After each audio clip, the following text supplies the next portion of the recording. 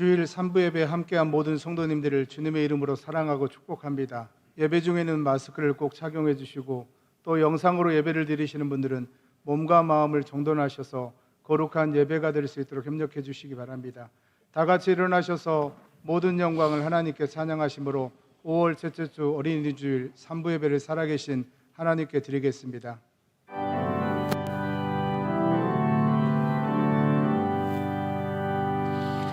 모든 영광을 하나님께, 모든 영광을 하나님께, 온 마음과 뜻 다해 주 예배합니다. 모든 영광을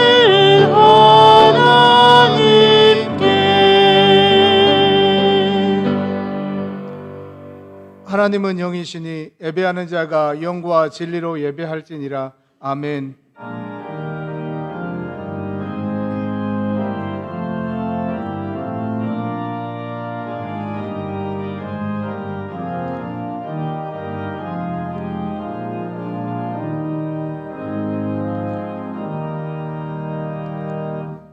사랑의 하나님, 지난 4월 한 달 동안을 주님의 은혜 속에 지내게 하여 주셨다가 또 5월 첫째 주 어린이 주일로 살아계신 하나님을 예배할 수 있는 큰 은혜를 허락하여 주시니 감사합니다.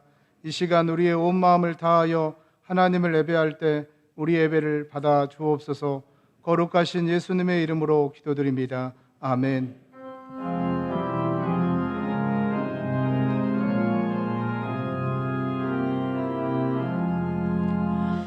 우리 하나님 하늘에 계시니 온천한 빛 주 앞에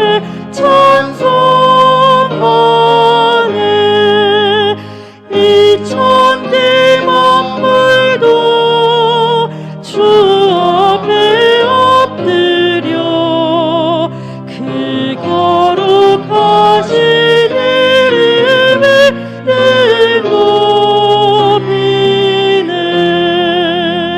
주 언약하신 것 끝까지 지키니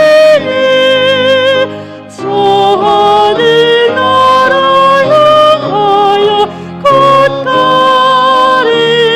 가리라. 주 얼굴 배울 때 내 마음이 기쁘고 영원히 주의 영광을 찬양하리. 왕의 왕 되신 주 하늘에 계시니 이 세상 죄악에 계신 구주 예수. 천천군 천사들 충의하고서 무성도 함께 영원히 늘 섬기네.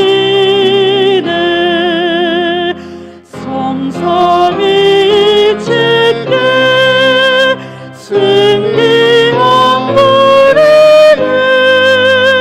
다 기쁜 소리 높여서 감사드려. 창조주 하나님 내 주님 되시니 주 앞에 나도 엎드려 경배하네.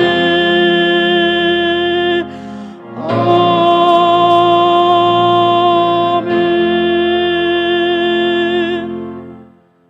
보라, 자식들은 여호와의 기업이요 젊은 자의 자식은 장사의 수중의 화살 같으니 이것이 그의 화살통에 가득한 자는 복되도다.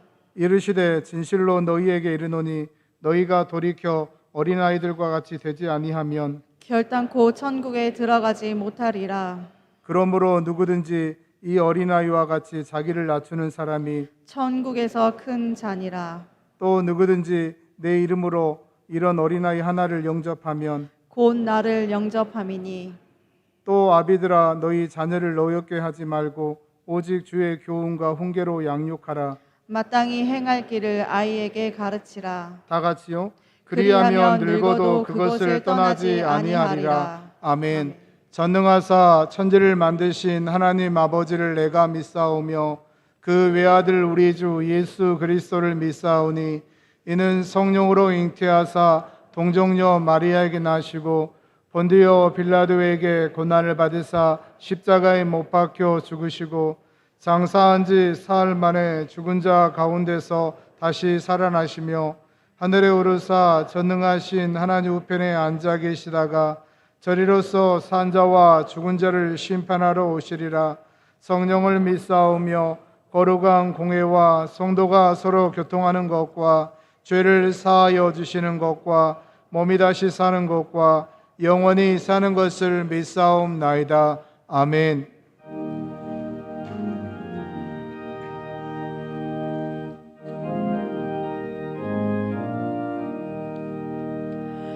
선한 목자 되신 우리 주 항상 인도하시고 푸른 풀밭 좋은 곳에서 우리 먹여주소서. 선한 목자 곳을 주여 항상 인도하소서. 선한 목자 곳을 주여 항상 인도하소서. 양의 문이 되신 예수여 우리 영접하시고 길을 잃은 양의 무리를 항상 인도하소서. 선한 목자 곳을 주여 항상 인도주소서. 선한 목자 곳을 주여 기도 들어주소서. 흠이 많고 약한 우리를 용납하여 주시고 주의 넓고 크신 은혜로 자유 얻게 하셨네. 선한 목자 곳을 주여 지금 나아갑니다. 선한 목자 곳을 주여 지금 나아갑니다. 일찍 주의 뜻을 따라서 살아가게 하시고 주의 크신 사랑 베푸사 따라가게 하소서. 선한 목자 곳을 주여 항상 인도하소서. 선한 목자 곳을 주여 항상 인도하소서.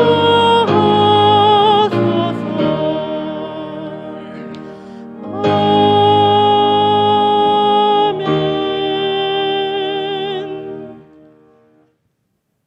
사랑과 은혜가 풍성하신 거룩하신 하나님 아버지, 오늘 거룩한 어린이 주일을 맞이하여 사랑하는 주의 백성들을 주님의 거룩한 존존으로 인도하셔서 이 시간 주님 앞에 신령과 진정으로 예배하게 하시오니 진정으로 깊은 감사와 찬송과 존귀와 영광을 주 앞에 돌려옵나이다. 하나님께서 이 시간 우리 예배를 기쁘게 받아주시고 오늘 또 예배에 동참한 모든 성도들을 마음껏 축복하사 주님의 뜨거운 사랑과 은혜를 깊이 체험하는 복된 이 시간이 되게 하여 주옵소서. 사랑의 하나님 아버지, 이 시간 저희 모두 주님 앞에 특별히 기도합니다. 저희들 한 주간 동안도 세상에 나아가 사는 동안 알게 모르게 지은 죄 그대로 가지고 나왔습니다. 하나님께서 저희들의 지은 죄와 허물을 이 시간 용서하여 주시고 주님의 거룩한 보혈의 피로 깨끗하게 씻어 정결케 하여 주옵소서. 사랑의 하나님 아버지, 오늘 또 말씀 들고 단위에 세우신 당회장 목사님을 특별히 기억하사 먼저 영육을 강건하게 하옵시고 성령의 충만함을 부어 주옵소서. 그리하여 주의 크신 갑절의 능력과 권능으로 인도하셔서 오늘의 말씀이 선포되어질 때 그 말씀을 받는 모든 성도들의 마음이 옥토가 되게 하시고 나아가 말씀을 듣는 중에 성도들의 가정사에 꽉 막혔던 부분들이 잘 풀려지고 해결되어지는 은혜가 있게 하옵시며 또한 원치 않는 사고와 질고로 인하여 연약한 성도와 가족들에겐 말씀을 듣는 중에 참 자유함을 얻고 속한 시일 안에 치유 회복의 역사가 이 시간 일어나게 하여 주옵소서. 하나님 아버지, 이제 5월은 가정의 달로서 하나님께서 우리 성도들의 가정들을 사랑하시고 축복하사 굳건한 믿음과 사랑으로 하나 되어 모든 가정들마다 작은 천국을 이루어가게 하여 주옵소서. 또한 5월은 전도하기 좋은 달입니다. 비록 코로나19로 인하여 전도하는 일이 자유롭지는 않지만 주님의 지상 명령이신 한 영혼이 천하보다 귀한 영혼 살리는 일에 온 성도들이 순종하는 마음으로 동참하여 주님을 기쁘시게 하는 복된 5월달이 되게 하여 주옵소서. 사랑의 하나님 아버지, 이 시간은 우리나라와 민족을 위하여 기도합니다. 하나님께서 우리나라와 민족을 특별히 사랑하시고 축복하사 먼저 분단된 이 나라가 조속히 비핵화를 이루고 더 이상 전쟁이 없는 평화적인 통일을 이루어 나아갈 수 있도록 도와주시며 그로 인하여 우리나라 정치 사회가 평안하게 안정되어지게 하옵시고 나아가 현재 진행 중인 코로나19도 빠른 시일 안에 사라지고 퇴치되어 우리나라 경제도 크게 활성화되게 하셔서 온 국민과 함께 행복한 삶을 누리며 살아가게 하여 주옵소서. 사랑의 주님, 이 시간은 우리 교회 주일학교를 위하여 특별히 기도합니다.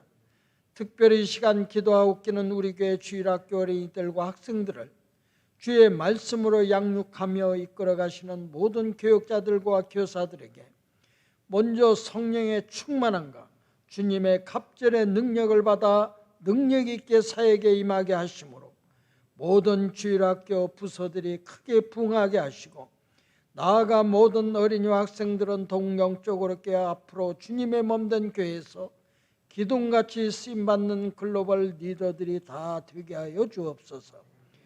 하나님 아버지, 오늘 또 전교와 찬양을 받으시게 합당하신 주님, 이 시간 예루살렘 찬양대가 정성을 다해 준비한 찬양을 주님께 올립니다. 오늘의 찬양을 기쁘게 받아주시고 수고한 대원들 한 사람 한 사람을 축복하여 주옵소서. 이제 오늘의 예배가 성삼일체이신 하나님께만 온전히 영광이 되게 하여 주시기를 간절히 바라오며 이 모든 말씀을 우리 구주 예수님의 이름으로 감사하오며 간절히 기도 올려옵나이다. 아멘.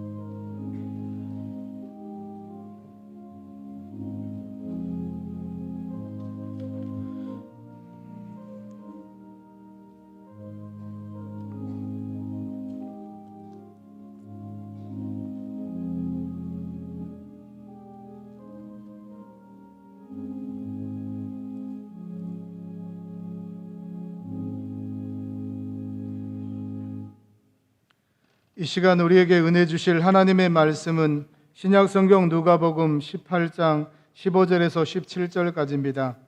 신약성경 126쪽에 있습니다. 누가복음 18장 15절에서 17절까지입니다.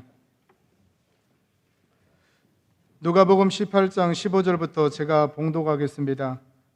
사람들이 예수께서 만져주심을 바라고 자기 어린 아기를 데리고 오매 제자들이 보고 꾸짖거늘 예수께서 그 어린 아이들을 불러 가까이 하시고 이르시되 어린 아이들이 내게 오는 것을 용납하고 금하지 말라. 하나님의 나라가 이런 자의 것이니라. 내가 진실로 너희에게 이르노니 누구든지 하나님의 나라를 어린아이와 같이 받아들이지 않는 자는 결단코 거기에 들어가지 못하리라 하시니라. 아멘.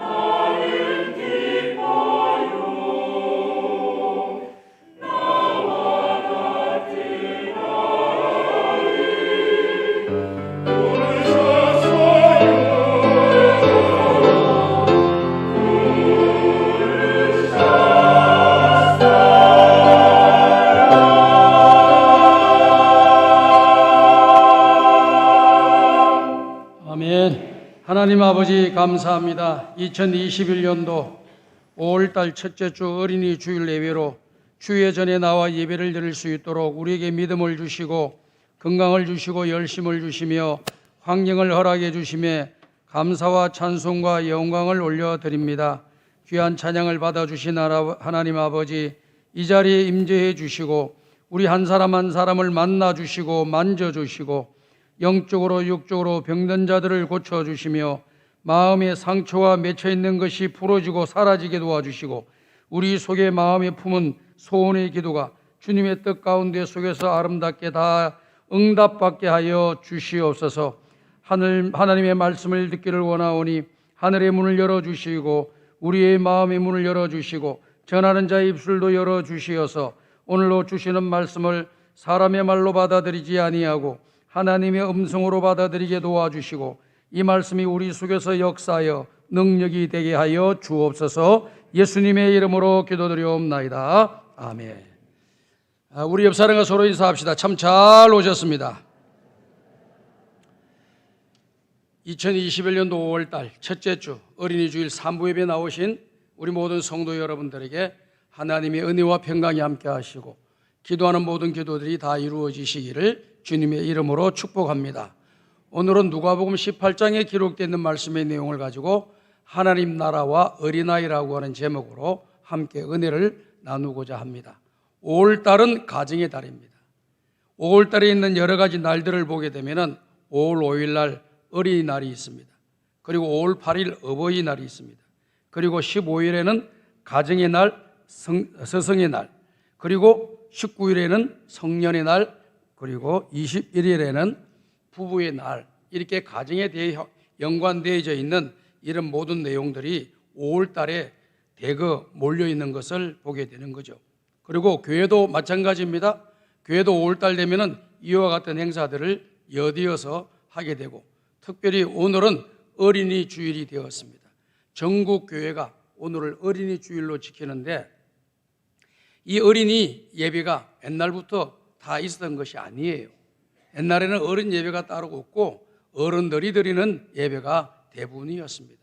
그리고 아이들이 그 어른 예배에 참여해서 같이 있는 것이지 어른들을 중심으로 모든 예배가 이루어졌죠. 그런데 1857년에 미국에서 드디어 어린이들만 대상으로 하는 특별 예배가 드려짐으로써 어린이 주일학교가 시작이 되었던 것을 우리가 보게 되고, 우리 한국에서는 소파 방정환 선생님이 5월 5일을 어린이날로 정해놓음으로써 이제 대한민국의 모든 사람들이 5월 5일 날 어린이날로 알고 있고, 또 교회도 5월 5일 어린이 주일, 그 첫째 주를 어린이 주일로 지키는 그러한 이런 흐름, 전통을 가지고 있는 것이 사실입니다. 그런데 우리가 이 어린이 주일을 맞이하면서 항상 생각해 봐야 될 것은 무엇이냐? 우리가 이런 말씀을 우리가 잘 들어보지 않았습니까? 영국의 시인 윌리엄 워즈라고 하는 사람은 어린이는 어른의 아버지이다 라고 이런 말씀을 한 적이 있습니다.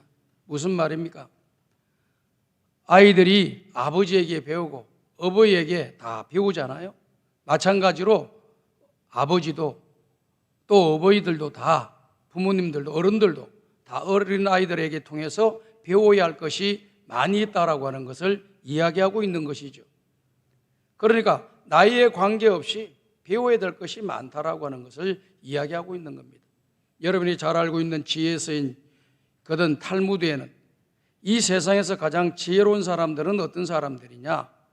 다른 사람을 통해서 무언가를 배우려고 하는 그런 사람들이 지혜로운 사람이다. 가장 어리석은 사람은 또 어떤 사람이냐? 나는 더 배울 것이 없고 너희들이 나한테 배우라 라고 하는 그러한 사람들, 그런 사람들이 어리석은 사람이 된다라고 말을 했습니다. 이 어린이 주일날 어린이를 생각해 보면서 다시 한번 우리들이 도전받을 수 있는 그런 기회가 되었으면 참 좋겠습니다. 이 어린이를 한번 생각해 보십시오.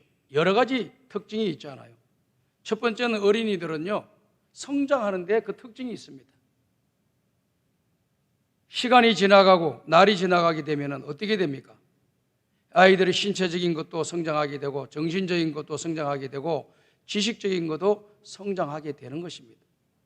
그런데 아이들 가운데 속에서 혹시 신체적으로나 지식적으로나 정신적으로 성장하지 못하는 아이가 있다고 하면 그 아이에게는 큰 고통입니다. 뿐만 아니라 그 아이를 두고 있는 가정에는 걱정, 근심거리가 될 수가 있는 것입니다. 그렇기 때문에 아이들은 성장한다고 하는 것이 특징인데, 이 어린이 주일을 맞이하면서 우리들도 신앙적으로 성장하는 사람이 되어야 됩니다. 예수님을 닮아가기까지, 온전한 길로 이르기까지, 하나님께 영광 돌리는 그날까지 거룩한 삶을 향해서 우리가 자꾸 우리 자신들이 어제보다는 오늘이, 오늘보다는 내일이 더 주님을 닮아가고 더 성장하고 발전하는 그런 신앙의 길로 걸어가는 것을 우리가 도전받는 그런 날로 우리가 삼아야 될 것입니다. 그 다음에 두 번째로 우리가 생각해 볼 수 있는 것은 뭐냐면은 의존성이다, 이렇게 말씀을 드릴 수 있습니다. 아이들은 부모님을 의지하지 않고는 살 수가 없어요. 그렇기 때문에 무슨 일만 생기면 부모님한테 쫓아가잖아요. 그리고 자기의 속사정을 다 알려서 그 어려운 문제들을 해결해 나가려고 하는 것이 어린아이들이거든요. 그래서 부모님들은 어린아이를 보호해주고 지켜주고 인도해주고 그들을 사랑해주는 겁니다. 그를 바른 길로 이끌어주는 겁니다. 그래서 이 아이가 건강하게 살아갈 수가 있는 것이죠. 우리 예수 믿는 사람들도 마찬가지입니다. 이 땅에 모든 것 다 가졌다고 해서, 모든 것 다 누린다고 해서 그 사람이 하나님 앞에서 거룩한 삶을 살아가는 것도 아니고 예수님을 닮아가는 것도 아니고 또 행복한 삶을 살아가는 것도 아닙니다. 우리는 어떻게든지 예수님을 닮아가고 또 예수님을 닮아갈 뿐만 아니라 거룩함을 추구하며 살아가고, 그리고 또 온전한 길로 행하여서 하나님께 영광 돌리는 삶을 살아가는 그 주님을 의지하고, 목자 되신 주님을 의지하고 따라가는 저와 여러분들이 되어야 될 줄로 믿습니다.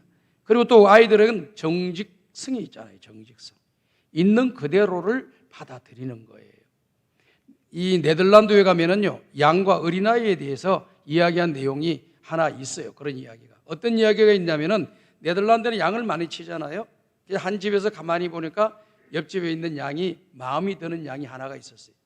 그 양을 아주머니가 다 훔쳐서 자기 식탁 밑에다가 다 감춰놨습니다. 그리고 그 집에 있는 6살 된 여자 딸에게 이렇게 이야기를 했다고 합니다. 이거 절대로 여기 엄마가 가져왔다고 이야기하지 말어. 이렇게 이야기를 했다고 합니다. 예, 그렇다고 해요.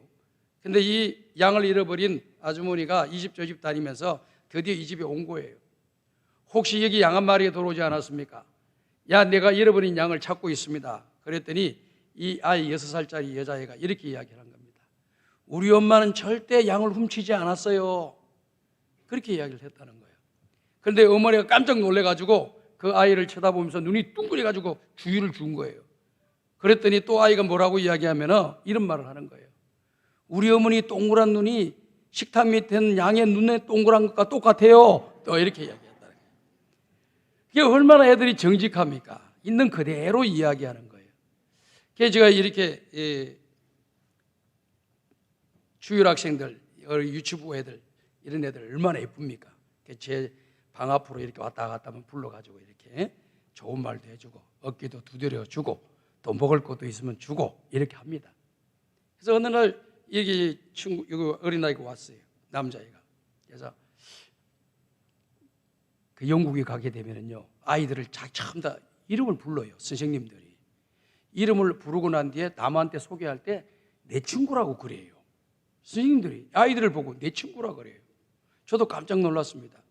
한국에 있을 때 선생님이 내 친구라고 이야기하는 선생님은 한 번도 본 적이 없거든요. 근데 거기 갔더니 내 친구라 그러는 거예요. 초등학교 1학년짜리를.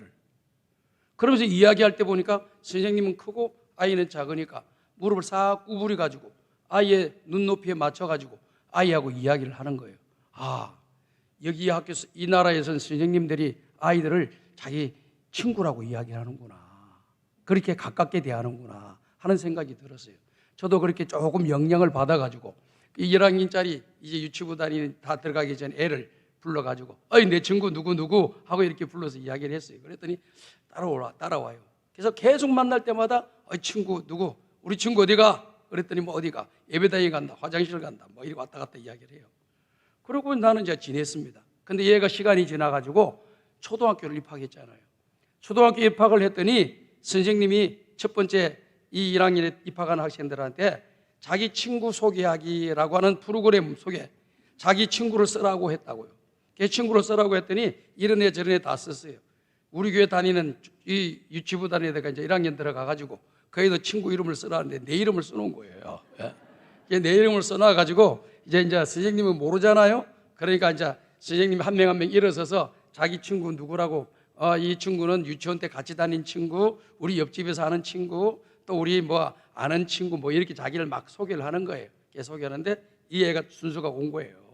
딱 너는 친구가 누구니? 그러니까 김희수 그러는 거야.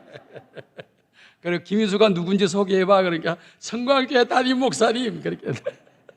그래서 선생님이 황당해가지고 아니 성광교회 담임 목사님은 네 친구가 아니지. 아니 목사님 나보고 친구라 그랬는데 왜 선생님 친구 아니라 그러냐. 아니야 하고 웃고 그랬다는 거예요. 이 보십시오. 우리 아이들은요 어른들이 말하면 그대로 받아들이잖아요. 그대로 믿어주잖아요. 그대로 인정을 해버리는 거예요. 그만큼 우리 아이들은요 정직하고요 또 겸손하고 잘 받아들이는 그런 모습이 있는 거예요. 그래서 오늘 저와 여러분 읽은 성경 말씀의 내용을 보게 되면요 하나님의 나라는 이런 자의 것이니라. 하나님 말씀을 선포하면 그대로 받아들이고 아멘으로 받아들이고 그렇게 되는 줄로 믿고 사는 사람, 이런 사람들이 하나님 나라의 합격자가 되는 사람들이라는 겁니다.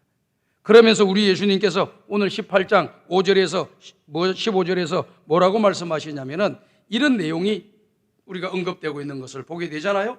다 같이 한번 읽어봅시다. 시작. 사람들이 예수께서 만져주심을 바라고 자기 어린아이를 데리고 오매 제자들이 보고 꾸짖거늘. 자, 누가복음 18장을 보게 되면은 그 위에 여러분 성경책 위에 보면은 18장 이렇게 15절 위에 보게 되면은 마가복음 몇 장 몇 절, 또 마태복음 몇 장 몇 절이라고 적혀져 있습니다. 이것은 무엇을 말하느냐면은 이 누가복음에 기록되어 있는 요 말씀의 내용이 마가복음 몇 장 몇 절에 있고 또 마태복음 몇 장 몇 절에 비슷한 것이 있습니다. 동일한 내용이 있습니다. 라고 이야기하는 거예요. 그래서 여러분들이 그 내용을 동시에 살펴보게 되면은 마가가 보는 관점과 또 마태가 보는 관점과 누가가 보는 관점을 통틀어서 보는 이런 종합적인 내용을 보게 되는 겁니다. 그런데 이 장면의 이 내용을 마태복음 19장 13절에는 뭐라고 말씀했냐면 이렇게 했습니다. 그때의 사람들이 예수께 안수하고 기도해 주심을 바라고 어린아이를 데리고 오매 제자들이 꾸짖거늘 이렇게 기록되어 있죠. 그러니까 누가복음에서는 예수님이 만져주심을 바라보고 아이들을 데리고 왔다는 거예요. 그런데 여기 마태복음에서는 사람들이 아이를 데리고 오는데 우리 예수님께서 아이 머리 위에다가 안수해주고 기도해주기를 바라고 왔다라고 하는 것을 이야기하고 있잖아요. 그러니까 우리의 생각의 폭이 조금 더 넓어지게 되는 겁니다. 유대인의 문화 습관이 어떤 것이 있냐면은 훌륭한 랍비나 선생님, 훌륭한 인물들이 있으면은 자기들의 아이를 데리고 와서 그분에게 안수받고 축복 기도를 받기를 원하는 그런 문화가 있습니다.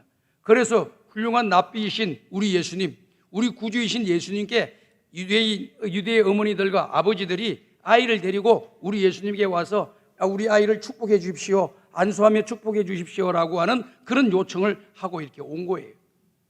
이렇게 요청을 하니까 어떤 결과가 왔습니까? 제자들이 그를 꾸짖었다라고 말씀을 하고 있는 것입니다. 제자들이 그를 꾸짖었다라고 이야기해요.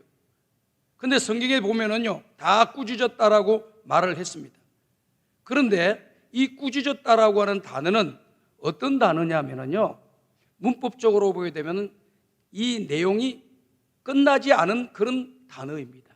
그러니까 다시 말씀을 드리면은 미완료 동사예요. 그러니까 제자들이 이 아이를 데리고 온 사람들을 꾸짖는데, 아이도 꾸짖고 사람들을 꾸짖는데, 꾸짖는 것을 한 번에 꾸짖고 끝난 것이 아니고 계속해서 꾸짖은 거예요. 야단을 계속 치는 거예요. 야단을. 왜 데리고 왔습니까? 이렇게 복잡한데 왜 데리고 왔습니까? 시끄러워서 견딜 수가 있겠습니까? 이래 가지고 뭐가 되겠습니까? 계속해서 이야기를. 한번 왜 애들 데리고 왔습니까? 데려오면 안 되지요. 이렇게만 한 게 아니라 계속 반복해서 야단을 쳤다 그 말입니다. 이럴 때 우리 예수님께서 어떻게 반응하셨나 하는 것을 성경이 우리에게 잘 보여주고 있어요. 누가복음 18장 16절입니다. 16절 다 같이 읽어봅시다. 시작. 예수께서 그 어린 아이들을 불러 가까이 하시고 이르시되 어린 아이들이 내게 오는 것을 용납하고 금하지 말라. 하나님의 나라가 이런 자의 것이니라. 자, 누가복음에는요, 그렇게 꾸짖는 그 제자들을 바라보면서 그 어린아이들을 불러서 가까이 하게 하시고 어린아이들이 내게 오는 것을 용납하고 금하지 말라라고 말씀하시면서 하나님의 나라는 이런 자의 것이니라라고 말씀을 했습니다. 그런데 마가복음 10장에는 어떻게 이 장면을 이야기하고 있느냐? 마가복음 10장 14절입니다. 시작. 예수께서 보시고 노하시어 이르시되 어린 아이들이 내게 오는 것을 용납하고 금하지 말라. 하나님의 나라가 이런 자의 것이니라. 여기 보면은 누가복음에 없는 말씀이 노하시다라고 하는 말씀이 기록이 되어 있습니다. 이 노하시다라고 하는 원문의 내용은 심한 격분을 일으켰다, 또 심하게 탄식하셨다라고 하는 그런 뜻입니다. 제자들의 모습을 바라보시면서 우리 예수님이 크게 탄식하면서 그 아이들이 내게 오는 것을 용납하고 금하지 말라라고 우리 예수님께서 말씀을 하시면서 하나님의 나라는 이 어린아이와 같은 자들의 것이다라고 말씀을 해 주셨다라고 하는 그런 내용입니다. 그렇기 때문에 이런 말씀을 왜 예수님이 하셨을까요? 이 제자들을 바라보면서 왜 이렇게 우리 예수님께서 그와 같은 또 이렇게 야단을 치고 탄식하는 그런 말씀을 하셨을까요? 성경을 보게 되면은요, 마가복음 9장 36절에서 37절에 이 말씀이 있기 전에 나와 있는 내용입니다. 그 이전에 약간 벌어졌던 내용이에요. 다 같이 한번 읽어봅시다. 시작. 어린아이 하나를 데려가가 그들 가운데 세우시고 안으시며 제자들에게 이르시되 누구든지 내 이름으로 이런 어린아이 하나를 영접하면 곧 나를 영접함이요 누구든지 나를 영접하면 나를 영접함이 아니요 나를 보내신 이를 영접함이니라. 자, 이게는 어떤 내용이냐면요, 왜 우리 예수님이 어린아이 하나를 데려다가 그들 가운데 세우시고 안아주시면서 제자들에게 이런 말씀을 하셨을까요? 누구든지 내 이름으로 이런 어린아이 하나를 영접하면 곧 나를 영접함이요 누구든지 나를 영접하면 나를 영접함이 아니요 나를 보내신 이를 영접함이니라 라고 말씀을 했습니다.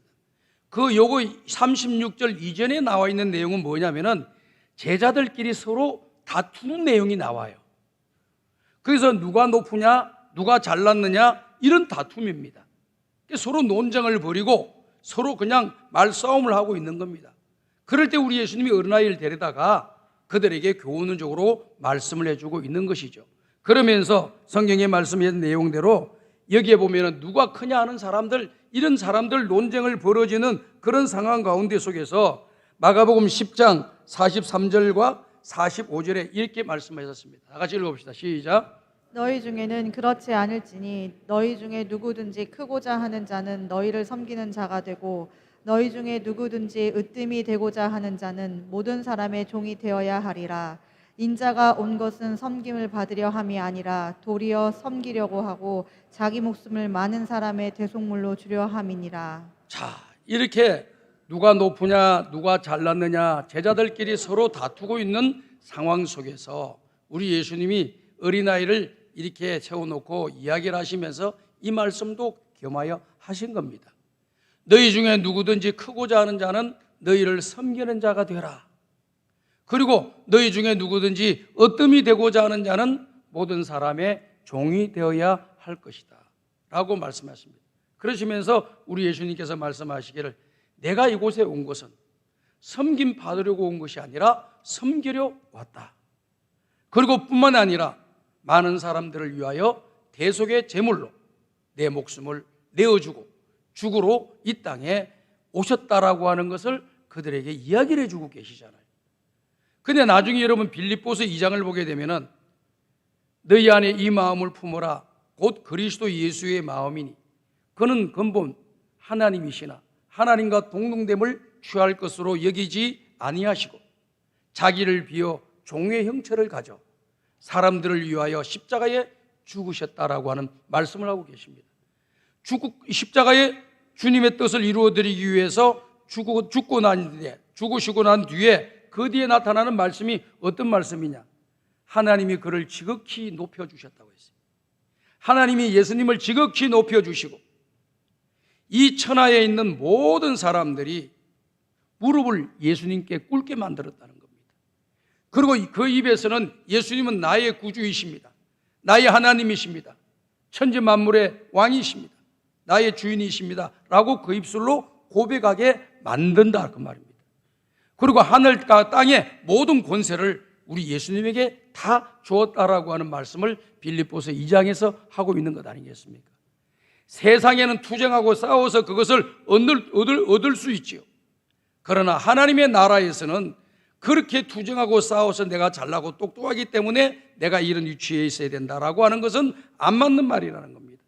그래서 섬기는 자들이 하나님 앞에서 아름다운 믿음의 길을 걸어가는 사람이고 섬기려고 하는 사람이 우리 예수님을 닮아가는 사람이 되고 이렇게 섬기려고 믿음의 길을 걸어가는 사람이 주님 앞에 높아지는 사람이 된다라고 하는 것을 말씀해 주고 있습니다.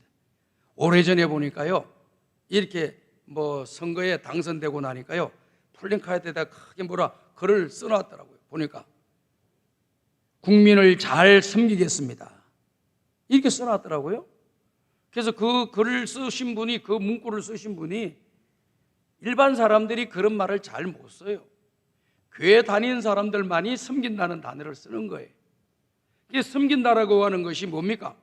나는 여러분들이 뽑아준 그런 정치인이지만 내가 종의 입장에 서서 국민들을 잘 섬기겠습니다. 국민들을 주인으로 여기면서 국민들을 위해서 일하겠습니다. 그런 뜻이잖아요. 문구가 얼마나 아름답고 좋습니까? 그런데 그 문구대로 하나요? 국민들을 밝고 우습게 여기고 함부로 대하잖아요. 이게 이 정치가들이 말은 뻔쩍하게 해놔놓고 오늘날도 이렇게 막 시끄러운 나라가 시끄러운 게 뭐예요? 말은 뻔쩍하게 잘하는데 국민들을 더 힘들게 만드는 그런 일을 하니까 모두가 다 마음에 불평, 불만이 가득 차게 되는 거예요. 내가 하면 노면스고 남이 하면은 스캔들이라고 불륜이라 그러죠. 내로남불. 이게 지금 우리 사회에 지금 회자되고 있는 아주 중요한 단어예요. 이 현실을 반영하는 그런 단어입니다. 자기가 하면은 다 잘한 거고 또 잘못한 거 있어도 뭐 그까지 것 같고 남이 조금만은 잘못하면 그냥 불같이 일어나고 이게 얼마나 지금 문제가 되는 겁니까? 오늘 우리는 신앙의 길을 걸어가면서 항상 내 속에 있는 덜보를 보고 내 속에 있는 덜보를 보고 남들이 가지고 있는 티끌을 찾으려고 하지 말고 내 속에 있는 덜보를 보면서 우리는 신앙의 길을 걸어가야 되는 것이 예수 믿는 자의 걸어가야 할 길임을 여러분들이 믿으시기를 주님의 이름으로 축복합니다. 제자들도 서로 높아지를 모르니까 아직까지 예수님에 대해서 깨달음이 없으니까 이 제자들이 언제 깨달았나요? 예수님 돌아가실 때까지도 몰랐어요. 마가의 다락방에서 성령의 충만함을 받고 부활하신 예수님을 만나고 난 뒤부터 그들이 인생이 생각이 완전히 변해지는 거예요. 그 이전에 살아계실 때 예수님이 말씀하셨던 그 말씀이 무슨 말씀인가 하는 것을 그제야 깨닫게 된 겁니다. 그래서 그들은 주를 위해서 우리 예수님처럼 섬기는 종이 되어서 마지막에는 순교의 자리까지 이르면서 하나님 뜻을 이루어드리고 영혼을 사랑하고 사람을 살리는 일에 앞장을 섰던 것을 우리가 잘 알 수가 있는 것이지요. 그래서 오늘 여기 있는 말씀에 나와 있는 내용대로 여기 말씀의 내용을 보면은 섬기는 자가 되라는 거예요. 우리 아이들은 다 겸손하잖아요. 어른들을 이겨 먹으려고 하지 않잖아요. 요즘은 보니까 좀 이겨 먹으려고 그러더만 요즘 보니까. 옛날 제가 어릴 때는요 어른들을 있는데 끼지도 못했습니다. 어른들 속에 들어가려면요 빨리 나가라고 쫓아냈어요. 그러면 끽 소리도 못하고 다 쫓겨나간 거예요. 그럼 뭐라도 한마디 하면 조용히 해라, 조용히 해라, 조용히 해라. 그럼 말도 못하고 나오는 거예요. 요즘 애들은 그렇게 말을 잘하더라고요. 다 따질 건 따지고 훨씬 똑똑해졌어요. 그런데 이 어린아이들이요 일단은 그 어른들을 말을 하면은 그래도 들어요. 부모님들이 말을 하면 듣는 겁니다. 그래서 그 마음이 낮아져 있는 그런 모습들을 우리가 하나님 앞에서 신앙생활할 때 꼭 가져야 된다는 거예요. 주님이 뭐라고 말씀하시면 네 하고 받아들일 수 있는 그런 자세가 되어 있을 때 이 사람이 하나님 나라에 들어가기에 합당한 자라는 거예요. 주님 말씀하셨는데도 불구하고 그 말을 듣질 않아요. 내 생각대로 내 뜻대로 내 고집대로 마음대로 살아가는 것은 신앙의 바른 길을 걸어가는 것이 아니라고 하는 것을 우리가 잘 알아야 됩니다. 그래서 우리 예수님께서 우리에게 말씀하시기를 누구든지 나를 따라오려거든.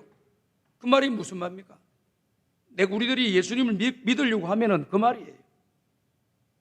예수님을 나의 구주로 믿고 따르려고 하면은 어떻게 해야 된다고 했습니까?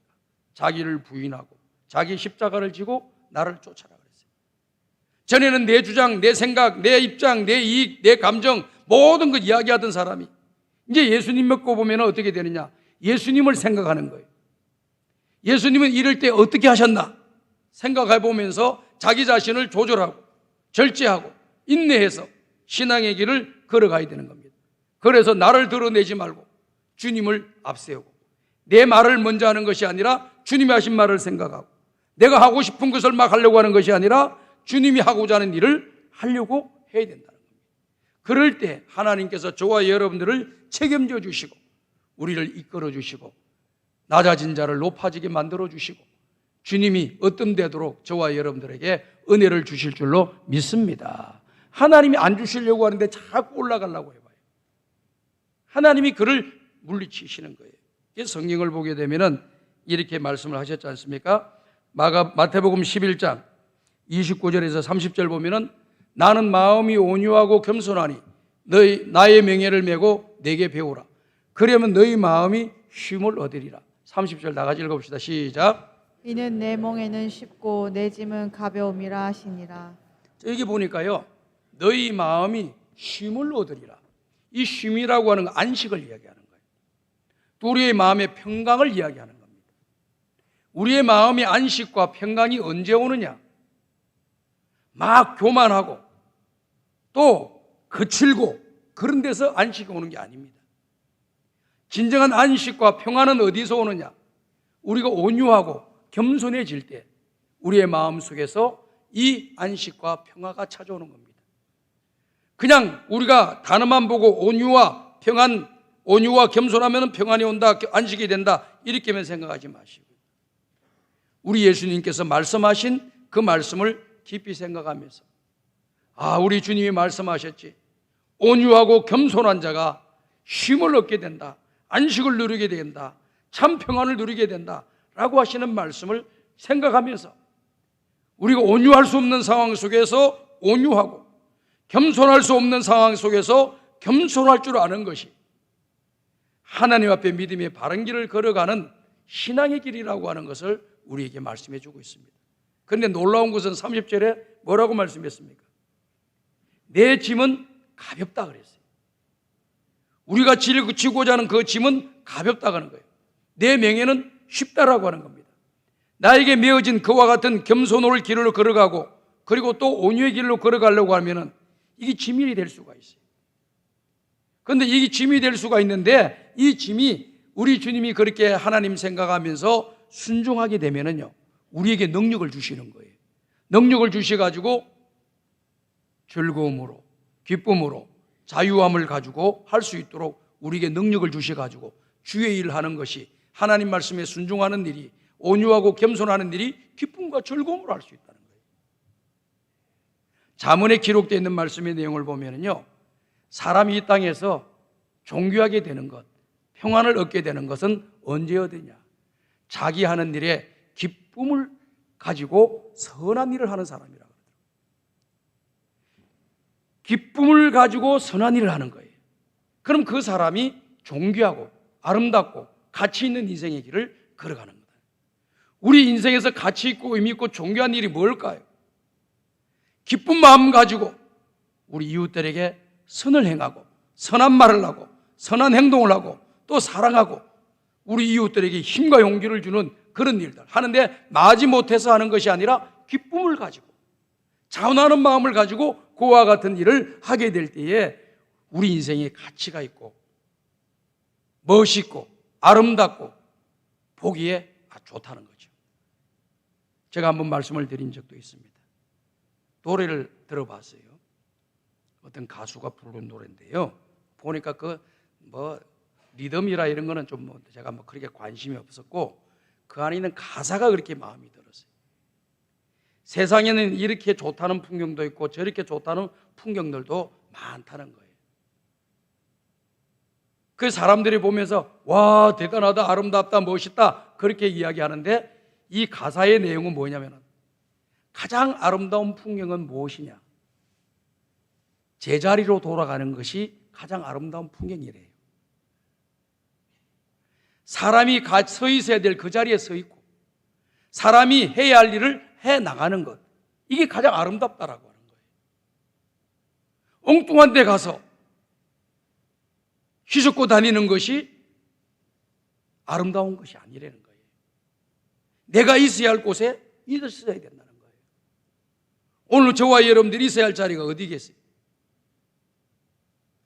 가정에 있어야죠. 교회에 있어야 되죠. 아멘. 직장이 있어야 됩니다. 그곳에 있어야 되는데, 가정에서 쉼과 안식을 누려야 되는데, 행복을 찾아야 되는데, 다른 데서 쉼과 안식을 얻으려고 하고, 다른 곳에서 즐거움을 얻으려고 하고, 다른 데서 락을 누리려고 하고, 다른 데서 인생의 행복을 찾으려고 이곳저곳을 쫓아다녀 봐야 참된 행복이 없습니다. 그러니까 그 사람도 진정한 행복을 찾으려면 어떻게 해야 되느냐? 아름다운 인생의 길을 걸어가려면 어떻게 해야 되냐? 가정에 돌아온 거예요. 남편의 위치에 서는 겁니다. 또 부모님이 계시면 자식의 위치에 서는 겁니다. 그리고 아내가 있으면 남편의 위치에 서고 아내의 위치에 서서 자식들을 가르치는 부모의 위치에 서서 그 위치에서 자기 역할을 잘 해 나가는 겁니다. 이게 제일 아름다운 거라는 거예요. 그 노래가 가사가 너무 멋있어요. 그래서 마음에 다 담아두고 있습니다. 그러면서 너가 가장 아름다운 모습은 어디에서 나오느냐? 나한테 질문을 하는 거예요. 나는 목사로서 내가 서 있어야 될 자리에서 잘 우리 성도들을 섬기고 돌보고 또 말씀을 가르치는 자리에서 말씀을 잘 가르치고 그리고 기도해야 할 자리에서 기도하고 어려움을 당하고 또 환난을 당한 사람들을 위로해 주는 것이 내가 해야 할 일이 아니냐. 그런 생각이 들면서 하고자 하는 그런 모든 일들을 하면서 가만히 생각, 이것을 하나님이 아름답게 귀하게 보기 좋게 여기시겠구나, 이런 생각이 딱 들더라고요. 오늘 산부 예배에 나오신 사랑하는 우리 모든 성광이 여러분들, 자기 자리 꼭 있으시기를 주님의 이름으로 축복합니다. 딴 데 가지 마요. 왜 엉뚱한 데 가가지고 거기서 행복을 찾으려고 하세요? 왜 엉뚱한 데 가서 복을 누리려고 하십니까? 왜 엉뚱한 데 가서 인간의 가치와 의미를 찾으려고 하세요? 하나님 안에 다 있을 때 여러분이 가치 있고 의미 있는 사람이 되는 거예요. 소망 있는 사람이 됩니다. 하나님께 영광 돌리고 은혜와 복을 받는 역사가 일어나게 될 줄로 믿습니다. 그리고요, 야고보서에 기록되어 있는 말씀 4장 6절에 보니까 이 말씀하고 계세요. 야고보서 4장 6절 말씀 이렇게 말씀하고 계십니다. 다 같이 한번 읽어봅시다. 시작. 그러나 더욱 큰 은혜를 주시나니 그러므로 일렀을 때 하나님이 교만한 자를 물리치시고 겸손한 자에게 은혜를 주신다 하였느니라. 자, 우리 여기 산부 예배 나오신 분들 가운데 하나님의 은혜가 필요 없다라고 생각하는 사람 누가 있어요? 오늘 우리가 이렇게 존재하는 것은 전적으로 하나님의 은혜로 우리가 존재하는 거예요. 하나님의 은혜가 없이는 살아갈 수가 없어요. 그런데 이 은혜를 주시겠다고는 말씀에 딱 기록되어 있잖아요. 누구에게 은혜를 주신다는 겁니까? 겸손한 자에게 은혜를 주신다고 그랬잖아요. 그런데 우리는 겸손하지 않으면서 자꾸 남들을 비방하고 남들을 정죄하고 남들을 판단하고 남들을 고통스럽게 만들고 괴롭게 만들고 또 그들에게 아픔을 주면서 뭔가 이렇게 자꾸 자기 자신이 은혜를 받으려고 하는 거예요. 그러다 보니까 이 은혜가 나한테 안 오는 거예요. 하나님께 기도하면 은혜 주신다고 했는데 왜 안 주시지? 기도하면 응답 주신다고 했는데 왜 응답을 안 주시는 거예요, 하나님? 그런데 이런 말씀을 보셔야 되는 거예요. 제가 이사야 1장 말씀을 지난주에도 한번 언급한 적이 있습니다. 전 이사야 1장 말씀 너무 도전적으로 받은 게 내용이 여러 가지예요. 한 가지가 뭐냐? 너희가 많이 기도할지라도 내가 너희 기도를 듣지 않겠다. 충격적인 말씀이었습니다. 구하라 그러면 너희에게 주실 것이요 찾으라 그러면 너희가 찾을 것이요 문을 두드리라 그러면 너희에게 열릴 것이니라. 구하는 자에게 좋은 것을 주시는도다. 이렇게 이야기했습니다. 무조건 구하면 다 좋은 것 주실 줄 알았어요. 그런데 성경 말씀을 전체를 보면은 구하면 하나님 좋은 것 주시는 건 맞아요. 그런데 어떤 사람의 구하는 것에 대해서는 좋은 것을 줄 수가 없는 것이 있는데 그게 뭐냐? 우리 속에 죄악을 가득 품고 죄 지을 마음을 지으면서 생각을 꾸미면서 계획을 짜면서 하나님 아버지 기도드립니다. 내 소원을 이루어 주십시오. 내 뜻이 이루어지게 하여 주옵소서. 그거는 안 된다라고 하는 걸 말씀하셨잖아요. 그런 사람이 아무리 많이 기도해도 나는 안 듣겠다. 그러면 하는 방법이 뭡니까? 빨리 그 죄를 씻어라. 회개하고 주님 앞에 간절히 부르짖고 기도하게 되면 좋은 것을 선물로 받는다라고 하는 것이 성경의 말씀이잖아요. 우리는 은혜를 받기를 원하면서 겸손하지 아니하고 교만한 모습으로 살아가고 그러다 보니까 하나님께서 교만한 자를 물리치신다 그랬으니까 은혜를 주지 않는다는 거예요. 우리의 삶이 가치 있게 되지 못하도록 만들어 주신다는 거예요. 우리는 실력도 있고 능력도 있고 힘 있는 사람이 또 영향력 있는 사람이 되기를 간절히 바랍니다. 우리 성광의 가족들요, 우리 성도들뿐만 아니라 여러분의 자녀들도 손주 손녀들도 이 세상에 살아가면서 힘있고 능력있고 위대하고 뛰어난 인물들이 다 되시길 바라요. 아멘. 크게 한번 해봐요. 그러면서 겸손하라고요. 그걸 가르치셔야 돼요. 항상 겸손해야 된다. 항상 겸손해야 된다. 남을 나보다 낫게 여겨주고 친절하게 대해주고 그들을 인정해주고 그들을 인격적으로 대해주고 이걸 가르쳐 주셔야 돼요. 실력과 능력이 있다고 교만해지게 되면 그 다음에 버림받는 사람이 되는 거예요. 어린아이들이 바로 겸손하잖아요. 온유하잖아요. 그러니 우리는 그 어린아이들의 모습을 바라보면서 우리가 도전받을 것을 잘 도전받으면서 신앙의 길을 잘 걸어가야 합니다. 오늘 우리가 누가복음 18장 15절부터 17절까지 읽었잖아요. 그 이전에 나오는 말씀이 어떤 내용인가 보면은요, 이 말씀 한 절 읽어보려고 그래요. 14절 말씀 한번 읽어봅니다. 누가복음 18장 14절 말씀. 여기에 보면은 이렇게 말씀이 기록되어 있습니다. 다 같이 읽어봅시다. 시작. 내가 너희에게 이르노니 이에 저 바리새인이 아니고 이 사람이 의롭다 하심을 받고 그의 집으로 내려갔느니라. 무릇 자기를 높이는 자는 낮아지고 자기를 낮추는 자는 높아지리라 하시니라. 지금 이 말씀은 무슨 말씀이냐면 우리 예수님께서 제자들에게 가르치는 거예요. 뭐에 대해서 가르치셨냐면요, 두 사람이 성전을 바라보고 기도를 드리는 두 사람에 대해서 이야기하고 있습니다. 한 사람은 바리새인이 성전을 바라보고 기도가 있고, 또 다른 한 사람은 유대 백성들이 싫어하는 인물인 죄인이라고 취급받는 세리라고 하는 사람이 성전을 향하여 기도하고 있습니다. 그런데 이 기도하는 모습을 우리 예수님이 설명해 주잖아요. 이 바리새인이 기도를 드립니다. 하나님이여, 나는 다른 사람들과 같이 범죄도 하지 아니하고 사기도 치지도 않고 거짓말도 안 하고 또 음란한 짓도 하지도 않고, 그리고 또 여기 나와 있는 말씀의 내용을 보게 되면요, 불의한 일도 하지 않고 남의 것을 빼앗은 일도 없습니다. 저 옆에 기도하는 세리를 보니까 저 사람은 세금을 거둬가지고 백성들을 괴롭게 하는 사람인데 저 사람 세리와 같지 않게 하심을 감사하나이다. 이렇게 기도를 드립니다. 그런데 이 세리는 어떻게 기도를 했다고 했어요? 하나님이여, 저는 죄인입니다. 감히 하나님을 향하여 성전을 향하여 얼굴을 들지 못하고 고개를 숙이며 하나님 아버지, 나는 죄인입니다. 나의 죄를 용서해 주시고 나를 불쌍히 여겨주시고 긍휼히 여겨주시고 내 죄를 용서해 달라고 겸허하게 기도하고 있는 거예요. 그랬더니 여기 말씀을 우리 예수님 결론을 내는 거예요. 내가 너희에게 이르노니 저 바리새인이 아니고 이 사람이 어렵다 하심을 받고 그의 집으로 내려갔느니라. 무릇 자기를 높이는 자는 낮아지고 자기를 낮추신 자는 높아지리라.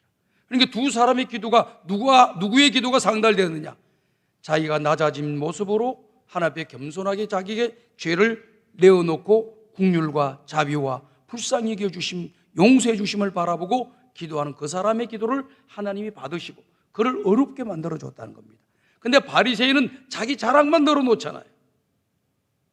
11조를 드립니다. 금식을 합니다. 나는 저 세리와 같지 않습니다. 남 토색한 것도 없습니다. 간음한 것도 없습니다. 뭐 열심히 했습니다. 선한 일 많이 했습니다. 구제도 많이 했습니다. 이렇게 이야기를 떠버렸다는 거죠. 지금 이와 같은 걸 하지 말라고 하는 게 아니에요. 하나님 앞에서 우리가 내놓을 게 없다는 거예요. 자기가 그런 일을 하더라도 그걸 자랑거리로 자꾸 떠버릴 필요가 없다는 거예요. 우리는 하나님 앞에서 기도할 때는 항상 낮아진 모습이에요. 하나님의 자비와 긍휼을 바랄 뿐입니다. 하나님의 은혜를 바랄 뿐입니다. 우리가 기도하는 우리의 자세는 어떻게 되느냐? 뭐 내가 맡겨놓은 거 찾겠다고 하는 게 아니에요. 내가 기도하면 당신은 반드시 나에게 모든 걸 응답해야 돼. 좋은 것을 줘야 돼. 그게 아닙니다, 여러분. 기도는 하나님의 자비와 긍휼과 은혜를 기다리는 거예요. 나를 불쌍히 여기시고 은혜를 내려주십시오. 은혜가 뭡니까? 나는 한 것이 없고 가치도 없는 존재인데 은혜를 하나님이 주시면 귀한 것을 주시고 좋은 것을 주시고 상상할 수 없는 복을 받게 되는 것을 은혜라 그러는 거예요. 그런 은혜만 우리는 바랄 뿐입니다. 그래서 우리는 낮추고 기도하게 되면 하나님이 그와 같은 은혜를 우리에게 쏟아부어 주시는 것이죠. 그러면서 우리 예수님께서 어린아이를 데려놓고 이 어린아이와 같지 않으면 하나님 나라에 들어갈 수 없다라고 하는 것을 말씀하고 있잖아요. 오늘 마지막 구절을 우리가 한번 말씀을 다시 한번 점검하고 마치려고 합니다. 17절 말씀 다 같이 읽어봅시다. 시작. 내가 진실로 너희에게 이르노니 누구든지 하나님의 나라를 어린아이와 같이 받아들이지 않는 자는 결단코 거기 들어가지 못하리라 하시니라. 자, 마가복음에 보니까요, 하나님의 나라를 어린아이와 같이 받들지 않는 자 이렇게 써져 있어요. 근데 누가복음에는요, 하나님의 나라를 어린아이와 같이 받아들이지 않는 자, 오히려 더 우리가 이해하기 쉽게 이렇게 말씀이 딱 돼 있어요. 그러니까 이 말씀은 어떤 뜻이냐면요, 하나님의 나라에 대한 주님의 말씀이 있지 않습니까? 메시지가 있지 않습니까? 우리가 구원받는 메시지가 있지 않습니까? 이 메시지를 받아들일 때에, 내가 그대로 순수한 마음으로 받아들일 때, 어린아이가 그대로 받아들이는 것처럼, 그대로 있는 것을 그대로 받아들이는 것처럼 받아들이게 될 때에 그 사람이 하늘나라의 합격자가 된다는 겁니다. 천국이 있습니다. 지옥이 있습니다. 믿으면 구원받습니다. 기도하면 응답받습니다. 이 말을 어린아이와 같이 받아들이지 않고 세석을 하는 거예요. 기도한다고 다 되나? 천국과 지옥이 있기는 한 거야. 가봐야 알지. 또 내지는 하나님 말씀에 순종하고 겸손한다고 은혜를 진짜 줄까? 기도해도 뭐 몇 번 기도해봤는데 안 되더구만. 이렇게 생각을 해가지고 하나님의 말씀을 깎아내려버리는 거예요. 그리고 받아들이지를 않는 겁니다. 믿으면 구원 준다고 하는데 그렇게 쉽게 구원받는 게 어디에서, 그렇게 천국 가면 못 갈 사람이 어디 있어? 뭔가 선행을 해야 되고 뭔가 좋은 일을 해야만이 천국 가는 거 아니야? 라고 이렇게 생각을 하면 그 사람은 천국에 못 들어간다는 거예요. 믿으면 천국 들어간다고, 믿으면 구원받는다라고 하는 말씀을 그대로 받아들이라는 겁니다. 주 예수를 믿어라. 그러면 너와 내 집이 구원을 얻으리라. 믿습니까? 그걸 믿음으로 그냥 받아들이시라니까. 의심하지 말고. 예수님이 우리 죄를 위하여 십자가에 죽으시고 3일 만에 부활하신 것을 여러분들이 그대로 받아들여야 해요. 나는 공로가 없고 선한 것이 한 것이 없고 아무것도 내놓을 것이 없어도 주님이 내 죄를 위하여 십자가에 죽으셨으니 죄인 된 내가 믿음으로 의인 되었다라고 하는 것을 성경이 말씀하고 있으니까, 나는 공로 없어도 주님이 내 죄를 위하여 십자가에 죽으셨어요. 나는 그 말씀대로 나는 은혜 받을 만한 사람이 못 되는데 은혜를 받게 주신 하나님께 감사합니다 하고 은혜 주신 하나님 말 그대로 받아들이는 거예요. 구원을, 확신을 그대로 가지는 거예요. 천국과 지옥이 있는 것을 그대로 믿는 거예요. 아멘. 이것이 바로 어린아이와 같은 마음이라는 거예요. 이런 어린아이와 같이 그 하나님의 말씀을 받아들이는 사람은 하나님 나라의 합격자가 된다는 겁니다. 그러나 이 어린아이와 같은 마음으로 이 성경의 말씀을 받아들이지 않는 사람은 결단코 하나님 나라에 들어가지 못하리라. 이렇게 기록이 되어 있습니다. 그 어린이 주의를 생각하면서 우리가 좀 많이 생각하셔야 돼요. 정내는 과거에 내가 지금 말씀을 내 머리로, 내 지식으로, 내 경험으로 막 계산을 해가지고 성경에 기록된 말씀을 그대로 받아들이지 못하고 내 마음대로 해석하고 내 마음대로 행동하고 내 마음대로 살았던 지난날의 모습들을 다 회개하고 주님의 말씀을 그대로 받아들이고, 하나님의 말씀은 어제나 오늘이나 영원토록 동일하신 말씀, 과거에도 역사하시는 그 하나님의 말씀이 지금도 역사하고 또 미래에도 역사하실 것이라는 걸 믿으면서 그 말씀 붙잡고 믿음의 길을 걸어가는 사람이, 이런 사람이 하늘나라의 합격자라는 거예요. 이해가 되시면 아멘 하세요. 자, 여기 받아들인다라고 하는 이 말씀, 이 받아들인다고 하는 말씀이요, 이 헬라어 성경의 이 문법적인 내용을 보면은요, 우리는 이 문법이라 그러면 머리가 아픈 거예요. 근데 동사를 보게 되면은 수동태가 있고 능동태가 있어요. 근데 이 헬라어에는 우리가 쓰는 그런 게 없는 중간태라고 하는 게 있어요. 중간태라고 하는 것은 뭘 말하느냐 하면은 수동적인 부분도 있고 능동적인 부분도 있는 것을 이야기하는 거예요. 그래서 여기 받아들이는 자랑, 이건 뭐냐면 예수 그리스도를 믿음으로 말미암아 내가 받는다라고 하는 것은 내가 구원을 쟁취하는 게 아니잖아요. 그냥 구원을 하나님이 우리에게 수여해 주는 거예요. 믿으니까 주는 거예요. 나는 아무것도 없는데, 한 것도 없는데 구원이라고 하는 선물을 그냥 받은 거예요. 믿는다는 그 하나 때문에 아무런 액션도 취하지도 않았는데 그 구원을 주시는 거예요. 그런데 또 이게 능동태가 들어갔다 그랬죠. 그러니까 이 구원이 얼마나 크고 감사하고 좋은 일이라고 하는 것을 깨달아지면서 그 구원의 은혜에 대해서 감사하고 감격하고 적극적으로 믿고 적극적으로 순종하고 그 구원을 주신 은혜를 보답하는 삶을 살아가는 걸 말할 때 바로 여기 중간태라고 하는 거예요. 그러니까 단순하게 주었으니까 받고 끝났다, 이게 아니고 그걸 받았으니까 이 은혜를 주신 그 하나님을 위해서 내 생명도 드릴 수도 있다라고 하는 뜻이 담겨져 있는 거예요. 하나님의 나라를 받아들인다고, 예수님이 나의 구주 되심을 받아들인다고요. 그래서 구원을 받았어요. 그리고 구원받고 난 뒤에 어떻게 합니까? 이 구원받은 것이 너무나도 크다는 것을 깨달았어요.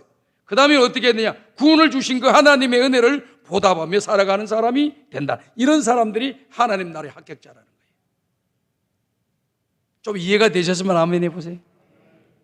아유, 나 그럼 신앙생활 다시 정돈하고 다시 해야 되겠네. 다시 하십시오. 좋은 거예요. 그냥 예수 믿으면 구원받았다고 했는데 아무것도 감사도 하지 않고 사명도 감당하지도 않고 내 마음대로 살고 내 뜻대로 살고 내 기분대로 막 사는데 나는 구원받은 사람이라고 여러분 자부하고 다니세요? 그럼 아직까지 구원받은 사람인데도 깨닫지 못한 사람이거나 깨닫지 못해서 그럴 수 있어요. 깨닫게 되면은 그렇게 살지는 않는다는 거예요. 나를 위해 십자가에 죽으신 그 주님에 대해서 값싸게, 값어치 없게 대하지 않았어요. 그런 엄청난 가치를 나에게 주신 그 하나님 앞에 내가 가치 있는 삶을 살아가야 돼요. 이것이 받아들인다라고 하는 뜻이 담겨져 있는 것입니다. 우리 성광의 가족 여러분들, 하나님의 말씀은 믿음으로 그냥 받아들이셔야 돼요. 데살로니가전서 2장 10절에 보면은 사도 바울이 데살로니가 교인들을 칭찬하지 않았어요? 뭘 칭찬해 주셨습니까? 너희가 하나님 말씀을 들을 때에 사람의 말로 받지 아니하고 하나님의 말씀으로 받았으니 이 말씀이 너희들 속에 역사하느니라. 우리가 하나님 성경에 기록되어 있는 하나님의 말씀을 받을 때 이거는 사람의 말이 아니고 하나님의 말씀이라고 하는 것으로 여러분이 받아주고 그 말씀대로 살려고 몸부림치고 애를 쓰게 될 때 거기에서 역사가 일어나고 능력이 나타난다는 겁니다. 구원받은 하나님의 백성들은, 구원을 은혜를 깨달은 그런 하나님의 백성들은 그와 같은 모습으로 살게 될 것이라고 하는 것을 말씀해 주고 있어요. 우리 사랑하는 성광의 가족 여러분들, 산부 예배에 나오신 사랑하는 여러분들, 여러분의 신앙이 더욱더 정진하시고 성장하시고 또 진보가 있으시기를 주님의 이름으로 축복합니다. 하나님 아버지 감사합니다. 오늘도 주신 하나님의 귀한 말씀 우리의 마음에 담고 남은 인생 하나님께 영광 돌리며 복되게 살게 하여 주옵소서. 예수님의 이름으로 기도드리옵나이다. 아멘.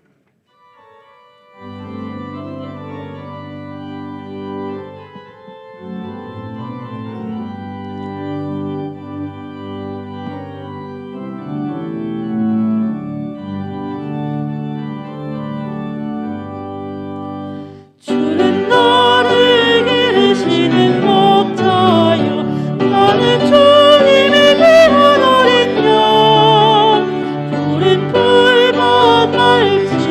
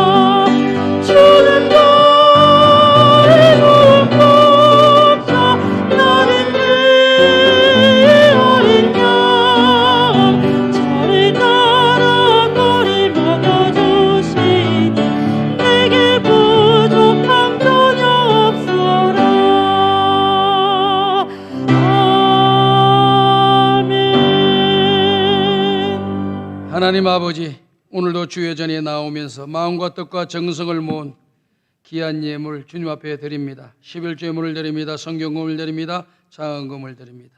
베풀어 주신 여러 가지 감사한 내용을 담아서 하나님 앞에 감사 예물을 드립니다. 모든 예물 하나님께서 기쁘게 받아주시고 이 예물이 향내나는 예물이 되게 하여 주옵소서. 다윗이 고백했던 것처럼 주님이 주신 것을 주님께 드립니다. 기쁨으로 드립니다. 고백했던 것처럼 드린 이 예물을 하나님께서 축복해 주시고 저들의 가정과 직장과 사업장에 넘치는 은혜로 나누어주고 구워주고 베풀며 하나님의 선한 일을 할 수 있도록 물질의 은혜를 내려주실 뿐만 아니라 감사할 일들이 많아지게 하여 주옵소서. 예수님의 이름으로 축복하며 기도하옵나이다. 아멘.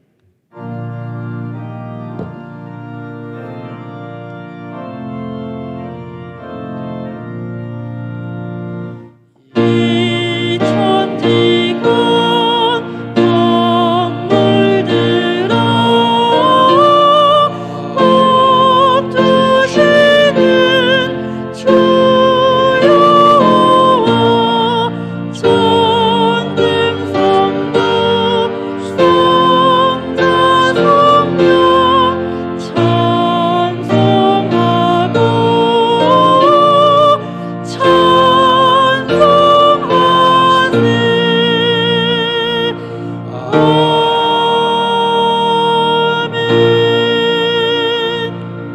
우리 구주 예수 그리스도의 은혜와 하나님 아버지의 무한하신 사랑하심과 성령님의 감화감동 인도교통 충만하신 은총이 어린아이와 같이 하나님의 말씀을 그대로 믿고 받아들이며 남은 인생 하나님께 영광 돌리고 은혜와 복을 받기를 원하는 우리 모든 성도들 머리 위에 그들의 아들과 딸들 위에 그리고 손주 손녀들 위에 이제로부터 영원토록 함께 있을지어다. 아멘.